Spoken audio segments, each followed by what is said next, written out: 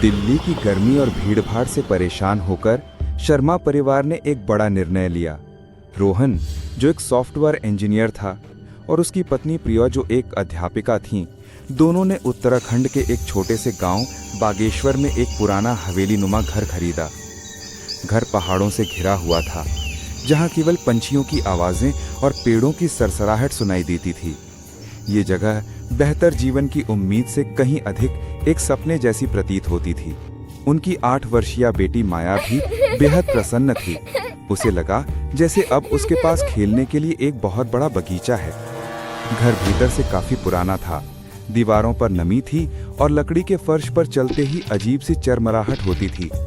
सफाई करते समय रोहन ने तहखाने में एक संदूक खोला। उसमें कपड़ों और पुराने सामान के बीच एक सजावटी आईना रखा हुआ था। आईना बहुत सुंदर था। उसके किनारों पर बेलें और चेहरे उकेरे हुए थे, लेकिन उसमें एक अजीब सी चमक थी, मानो उसमें हजारों साल पुरानी कहानियां कैद हों। रोहन ने उसे ड्राइंग रूम में टांगने का निश्चय किया। माया ने पहले ही दिन आईने के सामने खड़े होकर कहा, पापा, इसमें एक आंटी हैं जो हमेशा मुझे देखती रहती हैं। रोहन ने उसकी बात पर हंसते हुए ध्यान नहीं दिया। पहले कुछ सप्ताह सब सामान्य रहा, फिर धीरे धीरे घर का माहौल बदलने लगा। रात में प्रिया को रसोई घर से बर्तन गिरने की आवाजें आती, जबकि सुबह सब कुछ अपनी जगह पर होता। कभी दरवाजे अपने आप खुल जाते और बंद करने पर भी फिर से खुल जाते। रोहन ने इन सबको घर की पुरानी हालत से जोड़ दिया, लेकिन प्रिया का मन बेचैन रहने लगा। सबसे अधिक बदलाव माया के व्यवहार में आया। वो अब अकेले नहीं खेलती थी, घंटों आईने के सामने बैठी रहती, जैसे किसी से बातें कर रही हो। जब प्रिया ने पूछा, माया, किससे बात कर रही हो, तो उसने मासूमियत से उत्तर दिया, मेरी दोस्त से, जो आईने में रहती है। धीरे धीरे माया के चेहरे पर एक अजीब सी मुस्कान छाने लगी। उसके दोस्त भी उससे दूर होने लगे, क्योंकि माया उन्हें बताती कि उसके पास पहले से ही एक खास दोस्त है। एक रात रोहन और प्रिया बिस्तर पर लेटे बातें कर रहे थे, तभी ड्राइंग रूम से जोर की आवाज आई। जब वे वहां पहुंचे तो देखा कि आईने के सामने रखी कुर्सी अपने आप हिल रही है। कमरे का तापमान अचानक गिर गया और उनके गले में घुटन सी महसूस हुई। उन्हें आभास हुआ कि उनके घर में कोई आत्मा है। अगली सुबह रोहन ने वो संदूक फिर से खोला। उसने देखा कि उसके तले में एक गुप्त द्वार है। भीतर एक पुरानी डायरी छिपी हुई थी, जिसमें हवेली के पिछले मालिक ने इसका इतिहास लिखा था। डायरी में लिखा था, इस घर में मालिनी नाम की एक चुड़ैल रहती थी। वो बच्चों की आत्माओं को आईने में कैद कर लेती थी, ताकि उनकी जवानी सदा जीवित रहे। ये पढ़ते ही रोहन और प्रिया के मन में भय समा गया। उन्हें समझ आ गया कि मालिनी अब माया को अपने वश में करना चाहती है।